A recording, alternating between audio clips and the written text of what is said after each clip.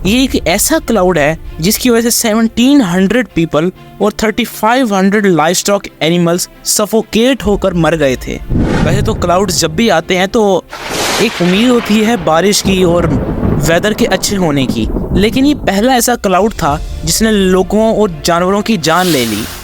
और जब इतना ज़्यादा जानी नुकसान हुआ तो साइंटिस्ट ने कोशिश की इस क्लाउड को, इस फिनोमिनन के पीछे जो फोर्सेस हैं उनको जानने की। अगस्त 21, 1986 को लेक नायोस,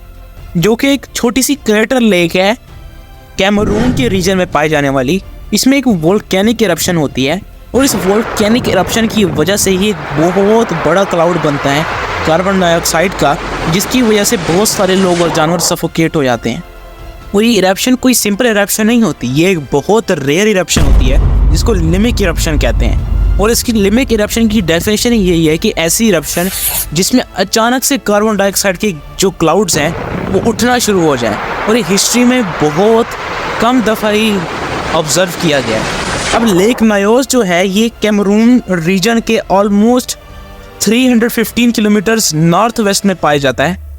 यॉन्ड सिटी से, जो कि कैपिटल है। ये लेक एक इनएक्टिव वोल्केनो के साथ पाई जाती है और इस इनएक्टिव वोल्केनो की वजह से ही ये लेक बनी होती है, क्योंकि हिस्ट्री में ये बहुत दफ़ा इरप्ट हुआ था और करते करते यहाँ पर ये लेक बन गई।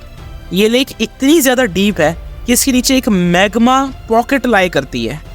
जो कि कॉन्टीन्यूसली कार्बन डाइऑक्साइड को वाटर में लीक करती रहती है, जिसकी वजह से कार्बोनिक एसिड बन जाता है। पूरी दुनिया में सिर्फ 3 ही ऐसी लेक्स हैं जो कि इस कदर ज़्यादा CO2 कॉन्सेंट्रेशन रखती हैं। अब इस लेक से ये कार्बन डाइऑक्साइड लीक किस तरह हुई? ये लेक जो है इसके अंदर मुख्तलिफ पॉइंट्स पे जो कार्बन डाइऑक्साइड कॉन्सेंट्रेशन है वो डिफरेंट होती है। अगर आप सबसे नीचे चले जाएंगे तो पानी थोड़ा सा ठंडा होगा, जिसकी वजह से कार्बन डाइऑक्साइड बहुत ज़्यादा मिकदार में पाई जा सकती है उधर। अब होता क्या है कि करते करते जब कार्बन डाइऑक्साइड की कॉन्सेंट्रेशन बढ़ती जाती है तो इतना ज़्यादा प्रेशर बनता है कि कार्बन डाइऑक्साइड अचानक से क्लाउड की सूरत में बाहर निकलती है। और जब इस प्रेशर से कार्बन डाइऑक्साइड निकलती है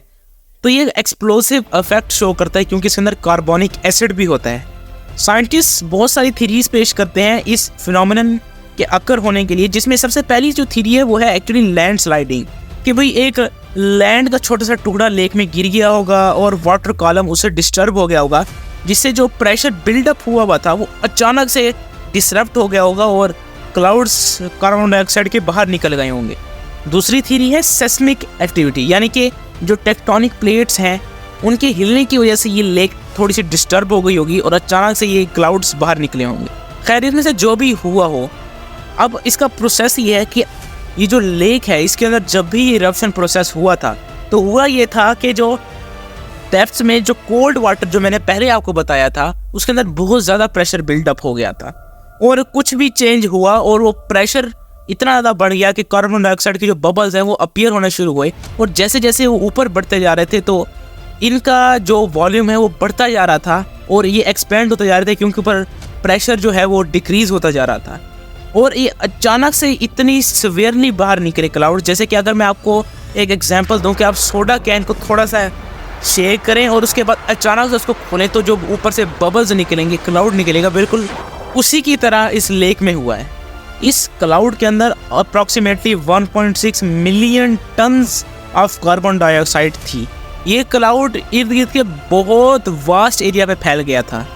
और ये इतनी ज़्यादा इसने एयर को डिस्प्लेस किया कि लोग सांस भी नहीं ले सकते थे, सारी ऑक्सीजन डिस्प्लेस हो गई थी और इसकी वजह से इसको हिस्ट्री में सबसे बुरी डेथ्स में से एक कहा जा सकता है। जो लोग बेचारे यहाँ रहते थे उनको टाइम भी नहीं मिला स्ट्रगल करने का, क्योंकि जैसे ही ऑक्सीजन कम होती है आपका दिमाग काम करना ही छोड़ देता है, यानी आप सोच भी नहीं सकते कि आगे आप क्या करेंगे और क्या आप इसे कैसे बच सकते हैं। आप बिल्कुल बेहोश हो जाएंगे और आखिर में आपकी डेथ हो जाएगी। तो दोस्तों, आपको ये वीडियो कैसी लगी और आपका इस फिनोमिनन के बारे में क्या कहना है, कमेंट सेक्शन में ज़रूर शेयर कीजिएगा। हम अपनी अगली वीडियो में मिलेंगे, तब तक के लिए बाय बाय।